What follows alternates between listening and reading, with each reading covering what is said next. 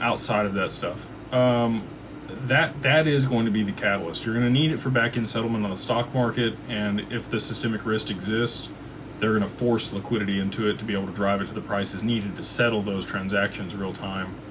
And that's where I think the liquidity comes from. When it's in a crisis, they will use it, and they will orchestrate what's required in order to get it to the price level required for them to mitigate that risk. Group 1 Gavin says, loving the clips from Dropping Bombs interview. Also love the Max video put out. Incredible. Can you please touch on the multi-purpose token? So multi-purpose token's a big deal. I don't think people are even talking about this yet.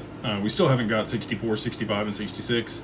But the multi-purpose token allows for tokenization of stocks and equities directly on the XRPL.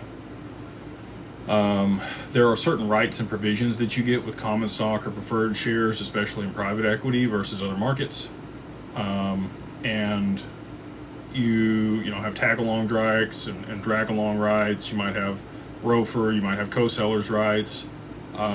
There's a lot of things that get put into stock and the provisions around what type of stock it is, voting rights. There's a lot of things. If you get first, if you're preferred shares, you are right after the creditors before the common shares.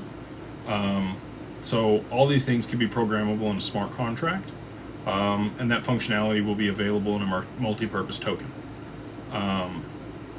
So that's really the benefit there, and I think I've done one video where I went over the amendments that are current and proposed on the XRPL and touched on the multi-purpose token, MPT. But that should be later. It's probably early 26, be my guess on when that actually makes it to a vote.